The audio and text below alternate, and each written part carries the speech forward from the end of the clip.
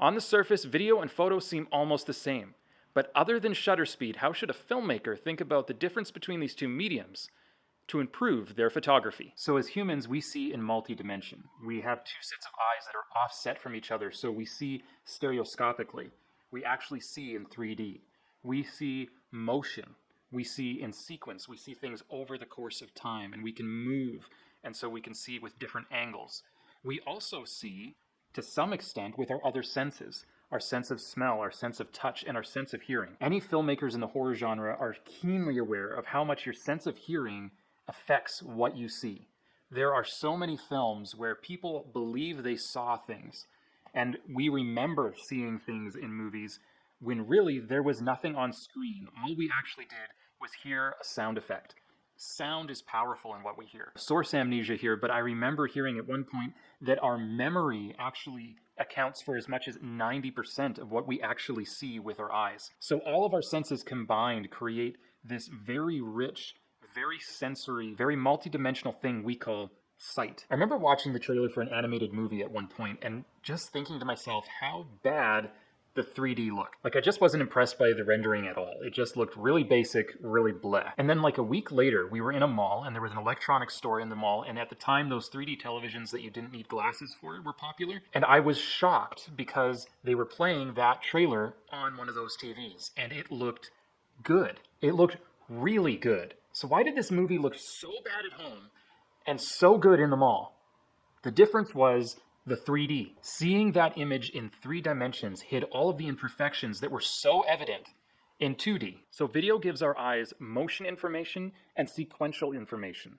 Information over time. Both motion and sequence disguise a multitude of imperfections by giving our minds the illusion of 3D information. Movement of the subject, camera movement, parallax, different angles. All of these give our minds the illusion of 3D information. And we can see this in how just a little bit of movement disguises the micro jitters in handheld camera shake. When the subject on the screen is moving and we add sound effects or dialogue audio, our minds focus on the bigger picture of the story and the larger movements on the screen and spend less time focusing on the little minute details. So the challenge of photography is that it takes 3D information and strips away all of this motion and sequence and 3-dimensionalness of the image and our sound and all of our other senses, translating the very complex 3D real world into a very simple 2-dimensional image. And what happens is when all this information from all of our other senses is removed is we start to notice things we normally wouldn't notice. And the more that is removed, the more the information that remains is emphasized. So we start to notice things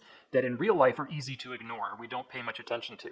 Suddenly, skin blemishes show up like crazy in a photograph. But it's more than that. We are also seeing the world in an unnatural way. We have 2 eyes that give us a 3-dimensional view of the world and lots of information. But now we're seeing the world through a single eye, through layers of lens glass that affects the shape of the image that we receive. And this is where it can feel like you add 10 or 20 pounds when we get our picture taken, because we are seeing the world in an unnatural way. And suddenly we are aware of a person's frame or silhouette, how wide a person actually is, whereas our eyes don't read that information like that at all. So a photographer's challenge is to use the tools and techniques available to translate that still image into something that feels right to our natural eyes, to make it feel more natural, more realistic. Or you might want to use those tools to exaggerate these differences. For example, in landscape photography, you might want to make a mountain look bigger or smaller than it really is, or a sky look more or less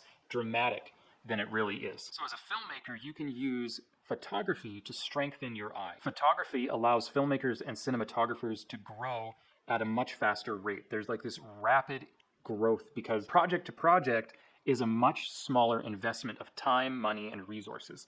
And you get much quicker feedback on what's working and what's not. Taking one picture or even one photo shoot is much faster than going out and creating a short film. So it's kind of this rapid testing lab that you can engage in to try new things and hone your eye. And when you embrace those limitations that photography gives you, it allows you to focus in on something very rudimentary yet basic and foundational to your cinematography. When you remove the motion and all these other elements that are part of filmmaking and cinematography, you're left with a more base foundational art form. And the imperfections in our techniques become much more evident because they're not hidden and disguised by these other elements such as motion and parallax and sequencing. Essentially, we can't use our filmmaking and cinematography tricks as a crutch anymore, and we've actually got to learn to walk on our own. And I would encourage every filmmaker to take the time to slow down and learn photography. It's kind of like how a professional athlete will practice their maneuvers and practice their skill at half speed. And they'll practice it very slowly and very precisely. Kind of like removing all of these filmmaking elements and being left only with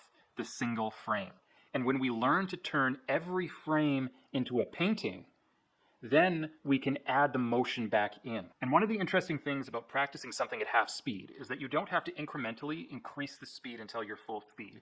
Once you get the movement right and your body learns that muscle memory, you can go to full speed right away. And in the same way, the things that you learn in your photography will instantly translate to your filmmaking. If you liked this video, I think you'd like this video too.